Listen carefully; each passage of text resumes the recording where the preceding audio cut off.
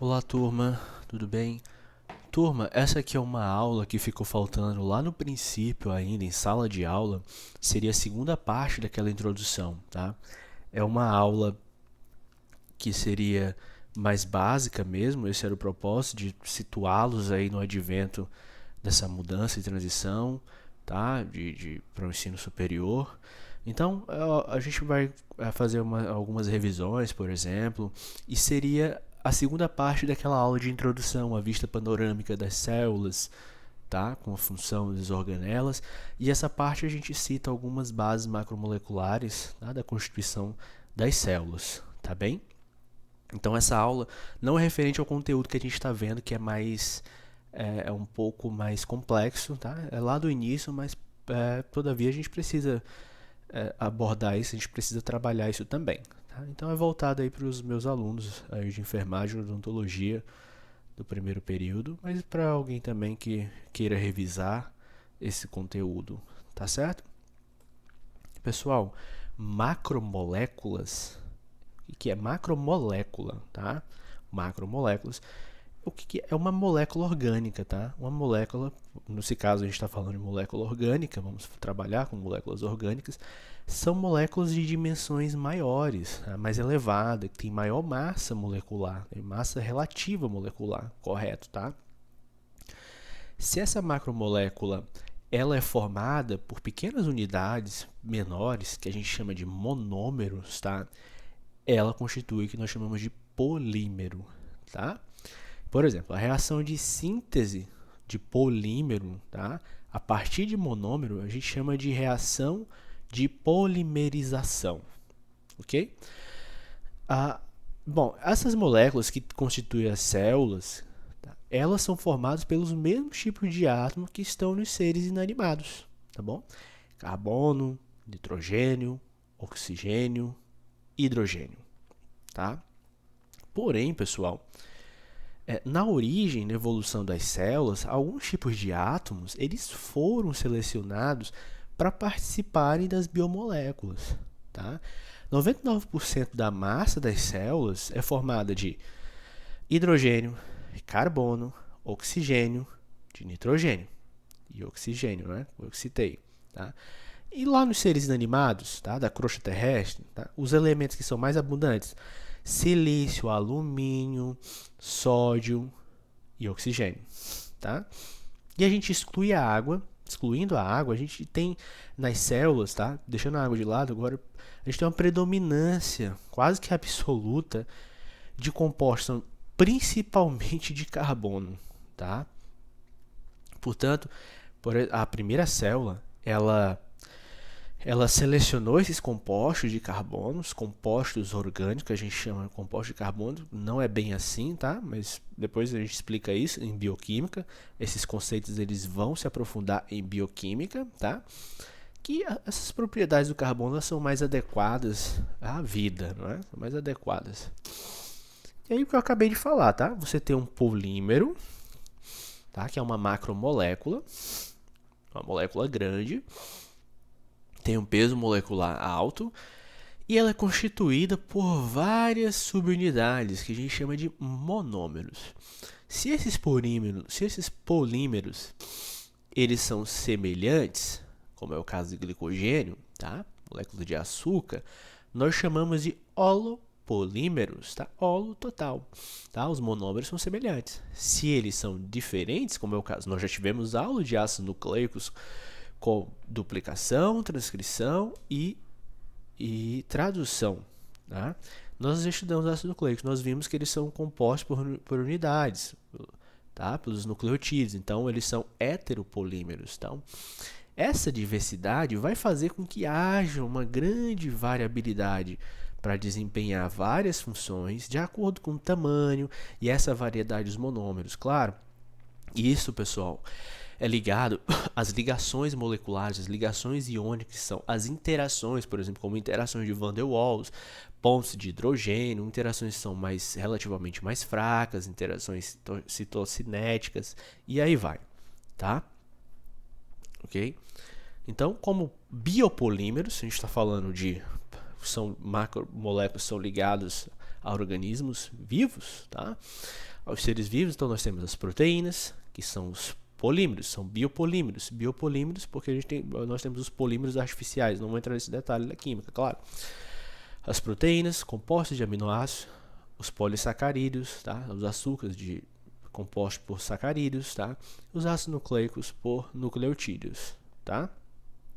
Nessa aula a gente vai falar sobre a molécula de água, vamos falar sobre carboidratos, vamos falar de lipídio, proteína, tá? Vitaminas e sais minerais, tá bom?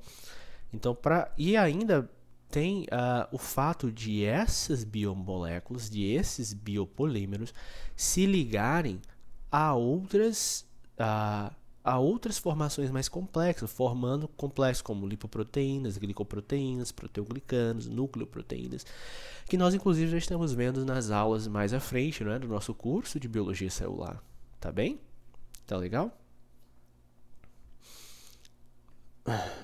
Passar, travou. Olha só.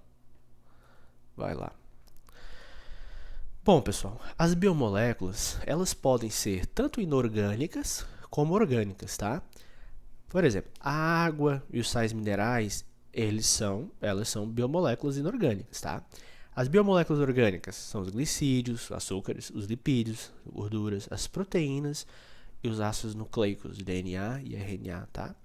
As proteínas e os ácidos nucleicos, tá? A gente já teve aula de ácidos nucleicos, não é? A gente vai ter aula de proteínas também, exclusivamente. A gente vai abordar um pouquinho a parte de bioquímica em uma outra aula, mais profundamente. Aqui é só para a gente começar a apresentar o que iríamos ver durante o período que já estamos vendo, tá? E no caso das biomoléculas inorgânicas, elas são comuns em toda a matéria, tá? Tanto como a matéria inerte, tá?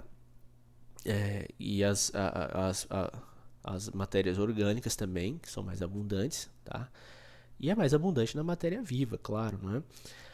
Nas biomoléculas orgânicas é muito frequente acontecer a polimerização. O que é? O fato de algumas moléculas se unirem para formar uma macromolécula, tá?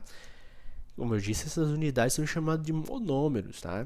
E essa molécula, que é produto, que é resultante, é o polímero, que pode ser o holopolímero ou o heteropolímero. Legal? Como eu disse, essas macromoléculas, elas são maiores, né, comparadas a moléculas inorgânicas, né? São bem maiores porque elas têm subunidades, tá? Então, formando esses orgânulos celulares, tá? Que são estruturas complexas, são supramoleculares, tá? E forma essa associação de diferentes moléculas que nós já vimos lá na membrana, no citoesqueleto, por exemplo. Legal? No caso da água, bom, sem água não existiria vida, não é isso, pessoal? As reações químicas acontecem no meio aquoso, no nosso corpo. Então, as substâncias, primeiro, quando a gente fala de substância, a gente está falando de algo que tem a propriedade que é bem definida, que é constante. No caso da água, são adicionadas outras estruturas, que ela é uma mistura, mas a gente está falando da água pura, tá? Então a gente vai falar como substância, mas já diferenciando isso, tá? Então a água ela é uma substância que ela é definida por aquilo que não tem, né? Então ela não tem cor, não tem cheiro, não tem sabor, ou seja, ela é incolor, inodora e é insípida, tá? E como eu disse, essa definição de substância se refere à água pura, tá? E é muito difícil a gente encontrar água pura mesmo, tá? E a gente tem vários tipos de águas também que a gente vai tratar mais à frente, tá? Água destilada, água deionizada, água solvatada. A gente vai explicar isso também, o que é, tá? Esse, por exemplo, é o exemplo de água destilada, que é usado para bateria de automóvel, tá? Para fim prático é pura, tá? E o que habitualmente a gente entende por água, é água dos rios, dos mares, da torneira, é uma mistura de várias substâncias, tá? E nessa mistura predomina a água, que ela é pura, tá? E nela estão dissolvidas aí, são várias substâncias, normalmente são minerais, tá? Bom, como eu disse, sem água não tem vida. A água ela participa em reações de hidrólise, é solvente universal, tá? E no nosso corpo ela compreende até 80% do peso corporal dos seres vivos, tá? No bebezinho é 95%, tá bom? Então, é a partir dela e dessas propriedades que as estruturas biológicas, todas as reações químicas, as reações bioquímicas, elas podem acontecer, tá?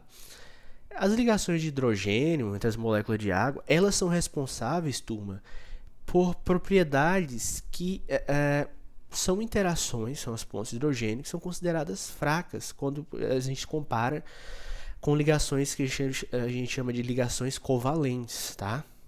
Mas ela é fundamental, né, para a manutenção da estrutura tridimensionalzinha da molécula, dessa biomolécula, tá bom? E aí, como outras funções, claro, age como regulador térmico, transporte de substâncias, tá? Como um lubrificante, claro, atuando com outras moléculas também, tá legal? Um regulador térmico na forma de suor, tá? Que a gente trabalha isso lá na histologia, na fisiologia. Então, a água é de suma importância para que as reações bioquímicas corporais possam acontecer. Solvente, participa da reação principalmente de hidrólise, regulação térmica, transporte de substâncias, lubrificantes, tá? Com articulação, no caso das cartilagens, etc. Legal, turma? Tá. Eu comentei sobre isso, né? Quantidade de água. Claro, para o equilíbrio osmótico, nós já vimos isso lá em membrana, tá? A pressão hidrostática que é exercida nas membranas, tá? E a pressão oncótica também dos vasos, tá? E aí, a célula envelhece, o corpo humano envelhece, então a atividade metabólica diminui. E, consequentemente, à medida que a idade aumenta inversamente proporcional, a quantidade de água vai diminuindo. Tá? No feto, até 95% de água. No idoso, isso pode chegar até 40%, de 60% a 40% de água. Tá legal? Então, a atividade metabólica, além do mais, dependendo do tipo de tecido, do tipo de célula, pode haver uma diminuição na quantidade de água naquele tecido. O músculo, por exemplo, 80% de um músculo é água. O encéfalo, mais ainda. Dentina tem uma pouca taxa, um baixo teor de água, e aí vai. Legal? Pessoal, o sal mineral, saímos agora da água para a gente ver a importância dela e função. Os sais minerais, eles são encontrados na matéria, tá? Sob duas formas, tá? Da forma iônica e a forma molecular. A forma iônica você já sabe, ganhou ou perdeu elétron, tá? E a forma molecular, tá? Nessa forma iônica, os sais eles estão dissociados na água e formam soluções, tá? Soluções intra- e extracelulares. Estudamos também isso já. E a gente pode citar os principais cátions e ânions, tá? Ganhou e perdeu elétron. O sódio, o potássio, cálcio, magnésio, cloro, tá? Os líquidos intracelulares, por exemplo, eles têm uma concentração de cálcio e magnésio, uma alta concentração, e uma baixa concentração de sódio e cloro, tá? Extracelular, tá? As concentrações de sódio, potássio e cloro, elas são importantes, nós já sabemos, né? Já vimos essa aula, para equilíbrio osmótico, tá? Da membrana, equilíbrio da célula. E aí, aumentando essa concentração desses íons no interior da célula, eles ganham mais água. Diminuindo essas concentrações, ela perde água, né? Então, além do mais, pessoal, sais minerais eles são importantes porque eles atuam como cofatores enzimáticos, tá? Em fisiologia e bioquímica vamos ver isso, tá? Porque através desses cofatores é que são ativados certas enzimas, acontece a ação de certas enzimas na transmissão do impulso nervoso, por exemplo, tá? Então, os sais minerais eles são encontrados também, além disso, eles constituem estruturas esqueléticas dos animais, os ossos dos vertebrados, tá? A concha de alguns animais, mas a gente vai trabalhar mais a parte biológica, a parte biológica humana, tá? Do nosso corpo. Legal? Então, como cofatores. Aí uma tabelinha com algumas funções, tá bom? Bom, pessoal, os glicídios, tá? Glicídio do grego significa doce, tá? Os glicídios, eles são moléculas, tá? São moléculas orgânicas, são basicamente constituídos por átomos de carbono, hidrogênio e oxigênio, tá? A gente pode chamar também de açúcar, de carboidrato, de hidrato de carbono, de glicídio, de samarídeos também. São sinônimos, tá? E os glicídios têm várias funções. Tem função energética, estrutural, reserva, genética, tá? Com função energética, tá? Os mais importantes que a gente tem como fornecedor de energia para os organismos vivos são as hexoses, a glicose, também a frutose, tá? E como estrutural, tá? Por exemplo, nos vegetais, os glicídios eles entram na constituição da parede celular, que é formado basicamente por celulose. Lá nos fungos, relembrando um pouquinho, por quitina, que é outro tipo de glicídio, que também faz parte do esqueleto externo dos artrópodes, tá? Na reserva, é a nossa reserva, tá? Na forma de glicogênio, tá bom? A nossa reserva na forma de glicogênio.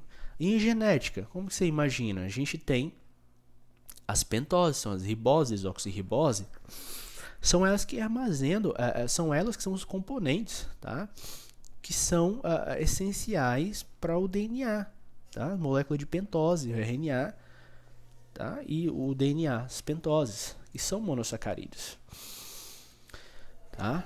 Então são holopolímeros, são constituídos por vários açúcares, tá? Tem essa classificação, monossacarídeos. Eu não vou entrar em muitos detalhes dessa classificação, porque você pode, já estou comentando aqui, tá legal? Então, essa classe, tá? Essa classe de compostos dos carboidratos, de glicídios, ela é muito ampla, mas eu vou falar um pouquinho. Por exemplo, essa divisão de monossacarídeo, tá? Os glicídios são mais simples, tá? Eles não sofrem hidrólise, eles não sofrem quebra, tá? Mas normalmente eles estão na forma de cristais, tá? Eles são mais solúveis em água, eles são solúveis em água. E eles têm essa fórmula geral aí, não é? CnH2n, a quantidade de carbono, de hidrogênio e oxigênio. E monossacarídeo vai variar de 3 a 7, triose, tetrose, pentose, hexose, heptose, tá?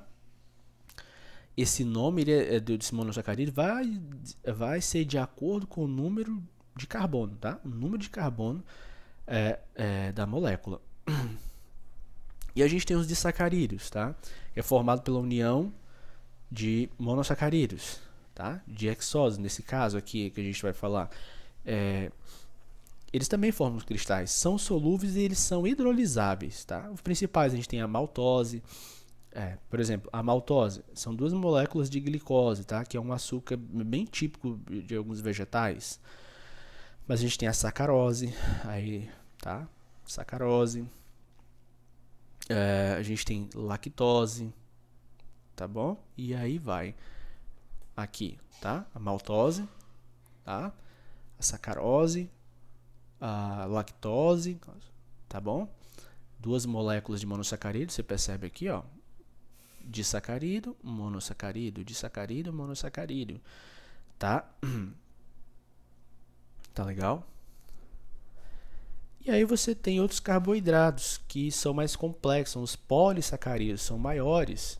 Perceba que eu não estou entrando em tantos detalhes, assim, porque, como eu disse, essa é uma aula lá do princípio, a gente não vai se ater a tantos detalhes, que alguns alunos já viram isso também antes, então é só para a gente poder se situar e fazer essa transição em assuntos mais complexos mesmo, tá bom? Então eles são glicídios, tá? Como você viu que os polissacarídeos, que eles são formados por vários sacarídeos, várias ligações glicosídicas, são polímeros, tá?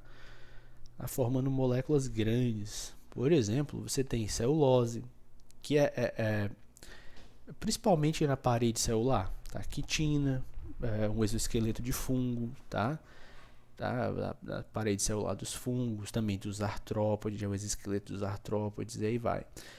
O amido, que é encontrado nos vegetais, é um polissacarídeo, e o glicogênio, que é a nossa reserva, o polissacarídeo de reserva, tá? Então, perceba, no nosso tubo digestório, não existem enzimas que vão digerir a celulose, tá? Ao contrário que acontece com o amido, por exemplo. E aí a molécula de glicose, que constitui a celulose, que constitui a molécula de glicose, que tem na celulose também, elas não podem ser absorvidas no nosso organismo, Então ela é eliminada junto às fezes. Nós temos bactérias no apêndice vermiforme com associação mutualística que conseguem digerir a celulose em alguns grupos, tá? Ruminantes, etc. Mas a gente não digere a celulose, tá? A gente não consegue digeri-la, certo? Bom, pessoal, os lipídios, tá? Do grego, gordura, basicamente ele é formado de associação de ácidos graxos, tá? O que é? É um ácido graxo e um álcool, que normalmente é o glicerol, tá? O ácido graxo, ele é um ácido orgânico que normalmente ele tem pelo menos aí 10 átomos de carbono na molécula, tá bom? Então, tem no mínimo 10 átomos de carbono. Então, como característica, para a gente citar algumas, tá? As gorduras, tá? Esse biopolímero, elas são substâncias com uma polaridade muito baixa, faz parte da nossa membrana plasmática, não é? Das células. Então ela é insolúvel em água, tá? E a temperatura ambiente, tá? Normalmente tem um estado, normalmente pode ter um estado sólido, pode ter um estado líquido, mas são solúveis em compostos que são solventes orgânicos, como são chamados, que é o caso de acetona, é o caso de clorofórmio, é o éter, o álcool, tá? Então, quando você metaboliza, quando é metabolizado no interior das células, o lipídio, proteína, o carboidrato, ele também fornece energia para o nosso corpo, tá? Inclusive, os lipídios fornecem mais energia. Nós já vimos lá em respiração celular a importância, as vias, a beta-oxidação, tá? E aí, você observa que o lipídio ele fornece mais quilocaloria do que um carboidrato, mas ele não é tão eficiente na obtenção dessa energia, tá bom? Olha, a cadeia de glicerídeos, a cadeia de ácido graxo, ou melhor, você tem uma cadeia insaturada, porque você tem ligações duplas aqui, ó. É insaturada, a molécula sofre normalmente uma curvatura, tá? Por conta da ligação, por isso tem essa curvatura. E uma cadeia normalmente aqui saturada, que ela não tem ligação. A molécula normalmente ela é linear, normalmente porque tem exceções, tá?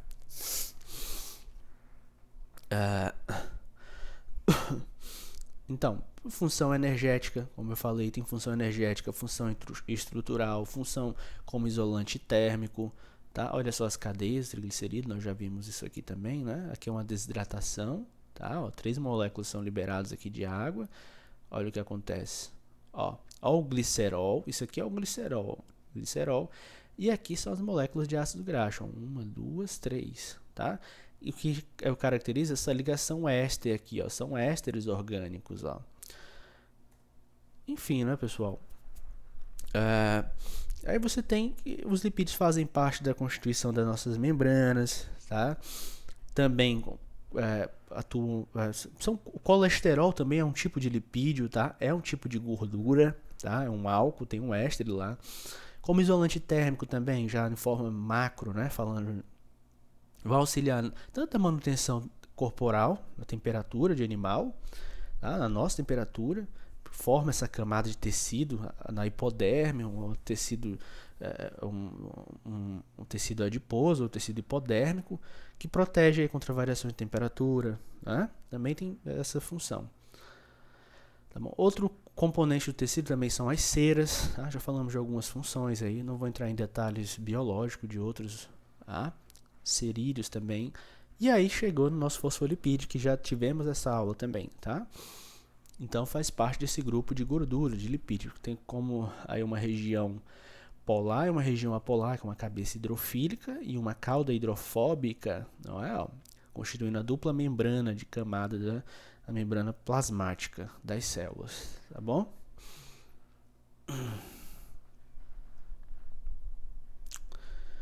Bom, pessoal, cadê?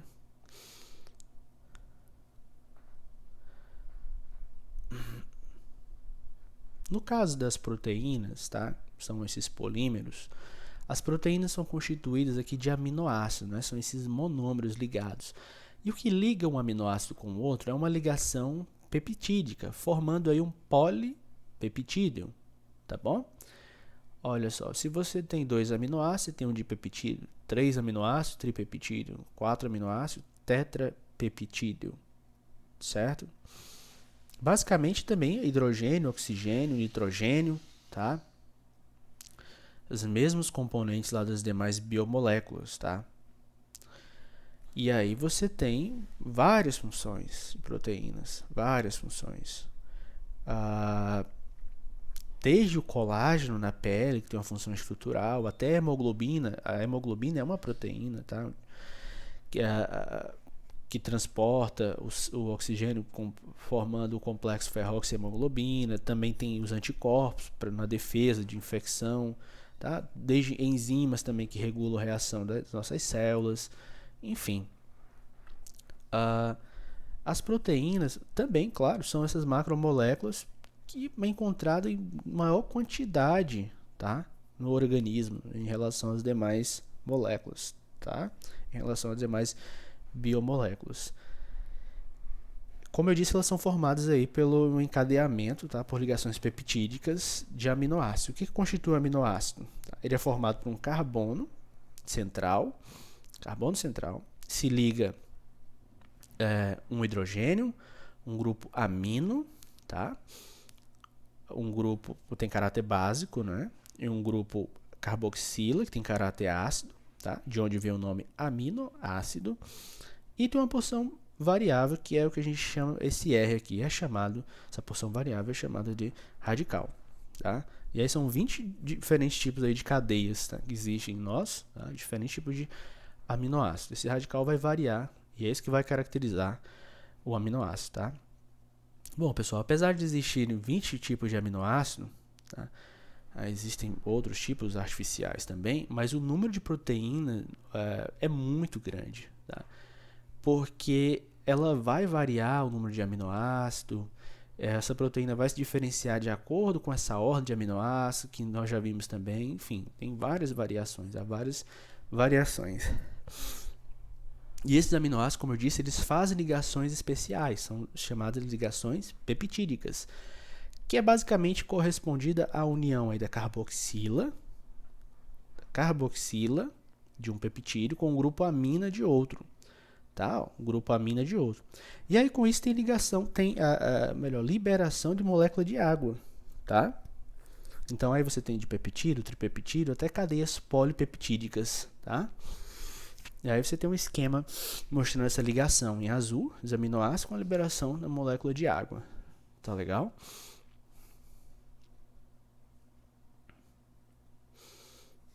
Comentei, né, dos tipos de aminoácido, tá? A gente vai falar um pouquinho da estrutura de proteína. Olha só. Pessoal, as proteínas, elas variam em número, tá? Número, variam em tipo, variam em sequência de aminoácido na sua estrutura. Tá? Então, essa ordem, essa disposição dos aminoácidos ao longo de uma cadeia proteica, ela é denominada estrutura primária. Tá aqui, ó. Essa disposição, pessoal, é de extrema importância para a função que a proteína vai exercer. Ela tem que ser daquela forma que foi dita lá pelo núcleo, que nós já vimos isso. Então, tá? Muitas vezes, por exemplo, uma inversão simples, tá? Por exemplo, aqui, de glicina por lisina, etc., pode gerar uma proteína que tenha perda da sua função. Ela é infuncional, tá? Então, depois dessa formação primária, os radicais, diferentes tipos de radicais, né, que estão presentes no aminoácido, eles vão iniciar rotações, ó, iniciam rotações entre si e promove aqui uma torção da molécula, tá? E isso caracteriza uma estrutura helicoidal ou uma estrutura secundária da proteína, tá? E essa estrutura aqui é mantida principalmente por ligações de hidrogênio, tá? Por pontos de hidrogênio, é uma interação. E outras forças também intermoleculares, tá? E ainda ocorrem novas dobras, tá? Novas dobras de forma helicoidal, caracteriza aqui essa estrutura terciária da proteína. Essa estrutura e o dobramento, tanto a forma final é a estrutura funcional, é a forma funcional, tá? A estrutura terciária, ela sim, é mantida por vários tipos de ligações, van der Waals, tá? Mas mais comum mesmo são as pontes de hidrogênio que ocorrem aqui entre outros átomos que vão participar, por exemplo, aqui como átomos de enxofre também. E algumas proteínas, tá? Elas são formadas aqui pela associação de várias cadeias, normalmente mais de 2 cadeias, tá? Mais de 2 cadeias de polipeptídeo, tá? Numa única molécula. Por exemplo, o caso da hemoglobina, ferroxihemoglobina, tá bom? E aí nós falamos aqui de função de proteína, tá? Elas apresentam várias funções, tá? Citei o exemplo da queratina na pele, a queratina que está presente no cabelo, na unha, e o colágeno na estrutura da pele, tá? E algumas proteínas, elas atuam também como transportadoras, como nós já vimos lá na membrana, mas também é o caso da hemoglobina, que conduz o oxigênio para o órgão respiratório, para o tecido do corpo. A mioglobina tem um papel bem semelhante, mas acontece lá no músculo, tá? E no músculo nós já vimos que tem proteínas estruturais, são contráteis, que é o caso da quitina e da miosina, tá? A aula de citoesqueleto. Então, quando o músculo é estimulado, essa proteína desliza sobre as outras, determinando aí que seja encurtado essas células musculares, encurtada e aproximada, tá? E distanciada. E aí também, você tem proteínas que atuam na coagulação sanguínea, como é o caso de fibrinogênio, que a proteína está envolvida com o processo de cicatrização, tá? No caso de um corte, um ferimento. Já citei proteínas que participam da defesa, tá? Anticorpo é um tipo de proteína. As imunoglobinas também, que é capaz de combater agente infeccioso, um vírus, outro micro-organismo, protozoário, bactéria. E você também tem proteínas que são chamadas de hormônios, tá? Proteínas que são chamadas de hormônios, tá? Que são mensageiros químicos, tá? Que é distribuído pelo sangue e eles vão modificar ou vão desempenhar um funcionamento daquele órgão ou daquela célula. A insulina, por exemplo, a prolactina, são aí esses 2 exemplos de proteínas com ação hormonal, tá? A insulina e o glucagon, que controla a glicemia, produzido lá no pâncreas, por exemplo. Tá legal? Enfim. E aí você tem proteínas que agem como enzimas, que eu vou comentar mais à frente aqui. Mas antes, você tem alguns fatores que desnaturam uma proteína, tá? O que é desnaturar uma proteína? Desnaturar uma proteína é ela perder as suas propriedades, tá? Ela perde a sua forma, ela é modificada, a sua forma tridimensional normalmente, e ela não exerce a função que era para exercer. E quais são esses fatores? Temperaturas muito altas. Eu costumo dar exemplo do cabelo, por exemplo. É composto por proteína, tá? De queratina, colágeno. E aí, quando você aumenta a temperatura, você dispõe aquelas pontes de enxofre para elas ficarem retinhas, desnatura a proteína. Quando você altera a albumina em altas temperaturas, ele fica sólido. Outro fator também, detergente químico. Alguns solventes orgânicos também, tá? Então, isso. Tá? Comentei sobre a função estrutural, né? Comentei função estrutural, comentei função hormonal, função respiratória. E como eu disse, tem proteínas. Comentei também sobre essas funções, já meio que adiantei, mas está aí para você anotar também, de repente dar um print. E você tem outra função, que são as enzimas, que tem função catalítica. O que é um catalisador? Um catalisador é uma substância que vai acelerar a velocidade de uma reação. E ela não vai ser consumida nesse processo, ela vai ser utilizada novamente. Um exemplo de uma ação catalítica é uma pessoa que vai se deslocar para uma cidade. Por exemplo, se eu for daqui de Caxias a Teresina a pé, eu vou demorar, não é isso? Se eu for de carro, eu vou chegar mais rápido. Então, esse carro é um agente catalisador. Mas eu posso voltar, eu posso... Então, a enzima tem essa mesma função. Então, elas aceleram a velocidade da reação química, tá? Então, as enzimas são proteína. Então, toda enzima é proteína. Então, nem toda proteína é uma enzima, como nós já vimos, tá? Então, facilita a ocorrência desses processos. Tá, vimos aí. Então, são catalisadores que aceleram essas reações químicas, tá? E sem alterar o produto final, tá bom? A gente tem tipos de enzimas. A gente tem enzimas que são chamadas de enzimas simples, que são só aminoácidos. E temos enzimas conjugadas, tá? Que tem uma parte que é proteica e uma outra não proteica. A parte proteica a gente chama de apoenzima, tá? Ou seja, enzima conjugada tem uma parte proteica e outra parte não proteica. A parte proteica é a parte que a gente chama de apoenzima. E a parte não proteica são as coenzimas. E aí você ainda tem constituindo uma holoenzima. Holos é total, que é a poenzima mais a coenzima, formando a holoenzima. Pessoal, as coenzimas, elas servem para auxiliar o funcionamento de enzimas, tá? E quem que são essas coenzimas? São os sais minerais que nós vimos e as vitaminas são exigidas em pequenas quantidades, microgramas, miligramas, tá? Tá legal? E para uma enzima funcionar, existem mecanismos que a energia de ativação precisa de um gatilho. O ponto gatilho é a energia, a reação, por exemplo, só vai ser catalisado, só vai acontecer em um pico ótimo, tá? Ó, o caminho da reação ela precisa acontecer, aí tem a barreira de energia, tá? Até aqui catalisou e depois formou o produto, ela segue naturalmente, tá? Aqui é a mesma coisa, aqui foi uma reação não catalisada, ó, não aconteceu, e aqui foi uma reação catalisada, tá? Ou seja, aconteceu. Aqui foi sem enzima. Demorou, não. Aqui foi mais rápido. Olha só a diferença do pico que teve que alcançar para essa mesma reação acontecer, tá bom? Olha a diferença aqui. Então, com enzimas, sem enzimas. Sem as enzimas, porque, na verdade, a enzima ela vai diminuir o que nós chamamos de energia de ativação. Essa energia de ativação ela vai servir para iniciar uma reação química. Então, a enzima ela vai diminuir essa energia. Para uma reação catalisadora acontecer, na presença dessas enzimas, é necessária essa energia de ativação. Então, ela diminui. Tá? Então, para transporte, para outros processos, para absorção de nutrientes, é necessário a presença dessas proteínas, que são enzimas, porque diminui essa energia de ativação, que é necessária para que uma reação possa acontecer. Certo? Ó, a gente tem esse modelo, claro, eu já falei sobre o método induzido, né? O modelo induzido. Esse aqui é um modelo antigo, tá?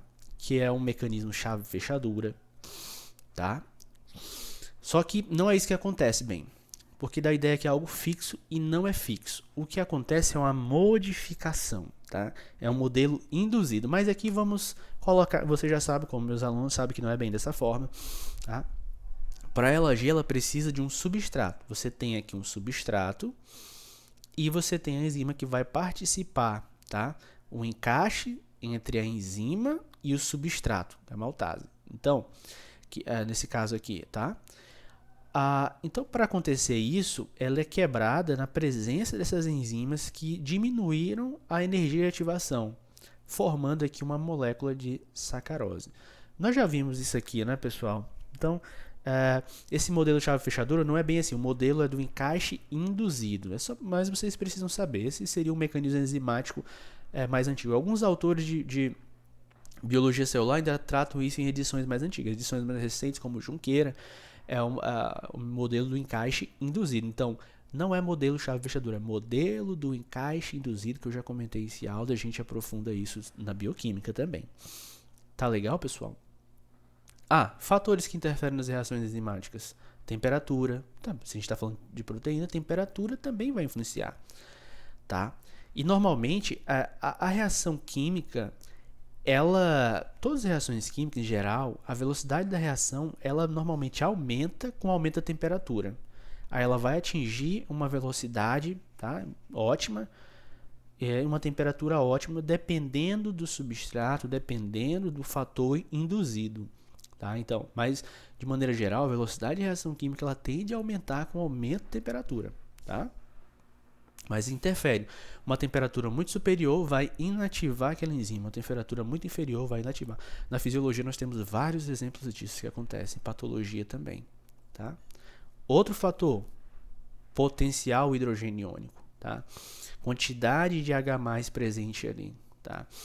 As enzimas, elas precisam de um pH ótimo, tá, para acontecer, tá? Para que a velocidade dessa reação ela seja máxima, atinja o seu pico, aqui ó, nesse nosso gráfico. Então, dependendo se for acima ou abaixo, elas vão diminuir a atividade, tá? Aqui seria ótimo e aqui abaixo, elas iriam diminuir essa atividade de reação. E talvez ela nem ocorra, tá bom? Como é o caso da nossa boca, que tem um pH neutro em volta de 7, tá? Para a gente absorver carboidratos, já começa a digerir aqui. Você tem o pH, que é o caso da pitialina, tá? Para ela ser absorvida, tá? É o pH da pitialina, para ela quebrar a molécula de carboidrato, que já começa na boca, a digestão, a parte química, pH 7. Você tem tripsina no estômago, que tem, melhor, no duodeno ali, mais à frente, um pH 8. Você tem a pepsina no estômago, que é o pH ácido, pH 2, e aí vai, tá? Então, é exigido uma quantidade de pH adequado para que essa enzima possa funcionar. Bom, outro fator que é levado em consideração é a concentração do substrato, pessoal. Concentração. O que é isso? Quantidade de substrato, tá? Se esse substrato estiver muito saturado, muito cheio, essas enzimas elas não vão ter a capacidade de induzir a modificação, tá? Por isso, um modelo do encaixe induzido. E aí, quando você tem enzima que está ligada a um substrato que tem uma pouca quantidade, tá? Pouca quantidade, essa concentração ela tende a reduzir também, tá? Então, quando as enzimas estiverem ligadas ao substrato, tem uma velocidade de reação de acordo com a concentração desse substrato, tá? Então, se tiver muito alto, é ruim. Se tiver muito baixo, também. Você tem um exemplo aqui da velocidade da reação acontecendo, olha, de acordo com a concentração do substrato aqui, tá? Certo, pessoal? Pessoal, as vitaminas, como eu falei, elas, antes de iniciar, elas agem como coenzimas, não é? Como cofatores, melhor. Deixa eu passei. Como cofatores. Então, são exigidas em pequenas quantidades. As vitaminas, elas são moléculas orgânicas e, claro, elas são fundamentais para o funcionamento, para a nossa saúde, para encontrar nos alimentos, tá? Mas é importante a gente entender uma coisa. Apesar de elas serem essenciais, as vitaminas elas não precisam ser ingeridas em grande quantidade, tá, pessoal? Como é o caso de carboidrato. A necessidade diária, normalmente, se você pegar aqueles alimentos, atrás você vai ter assim, VD percentual, valor diário. Normalmente é de 0,01 miligramas a 100 miligramas. Ou pode, na verdade, microgramas a miligramas, tá? Microgramas a miligramas. Então, essa palavra vitamina, esse termo vitamina, pessoal, é a combinação de duas palavras, que é a vital, e a mina. Por que tem esse nome? Tem um químico que é o Casimir Funk, tá?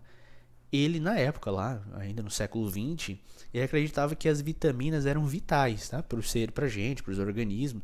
Então, e todas elas eram aminas. A gente sabe que não é bem assim. Lá em bioquímica a gente estuda isso. A gente sabe que nem toda vitamina são aminas. Grande parte também depois, tá? Então, as vitaminas, elas precisam garantir, elas são essenciais para garantir o funcionamento do nosso organismo, tá? Onde que elas vão atuar? Principalmente como catalisadores em reação, tá? Participando da reação catalítica junto com enzimas, tá? Participando dessa reação catalítica. Então, as vitaminas elas são importantes nessa transformação de energia, de antioxidantes também, tá? Para o funcionamento de vários sistemas do nosso corpo. Principalmente eu citaria o sistema imunológico, tá? Que a gente estuda isso em fisiologia. Então, tem uma classificação.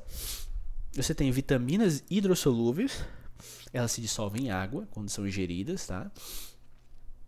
Quem são as vitaminas hidrossolúveis? É o ácido ascórbico, vitamina C, as vitaminas do complexo B, niacina, cobalamina,